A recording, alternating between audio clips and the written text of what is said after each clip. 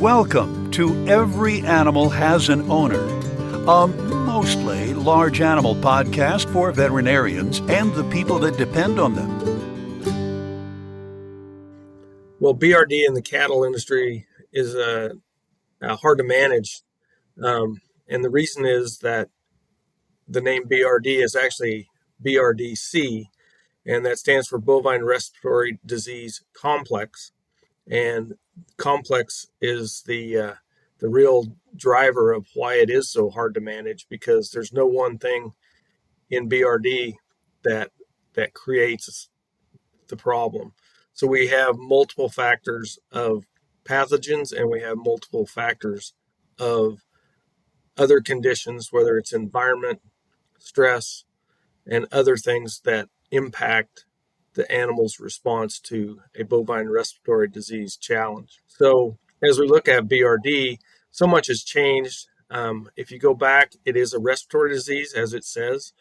If you go back 40 years, it was called shipping fever, because typically cattle were affected after the stress of being shipped from wherever they were born and raised to the point of weaning, and then heading out to the next phase of production in some sort of system of growth for either feedlot or pasture without their mothers, and so forth and so on, so that would become the stress of shipping was considered to be the major cause.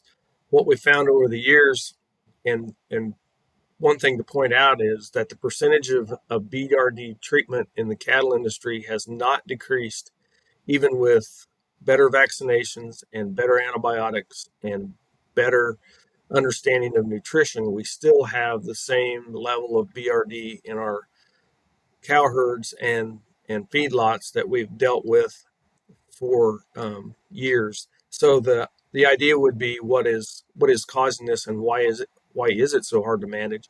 And I think there's several factors. One is that our genetically superior animals, we continue to raise the bar for these animals to grow, and they grow faster, and they grow better, and they grow as we genetically try to improve them.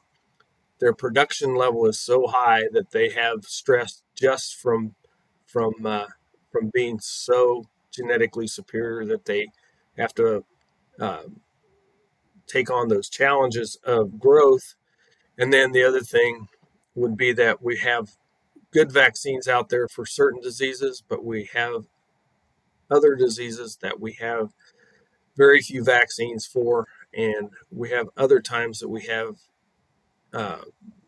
viruses or other pathogens that we don't even know about. And the technology that we've developed over the last 20 years, and more importantly, even in the last few years, so that we know that we're dealing with other viruses that were not even known to the cattle industry even a few years ago.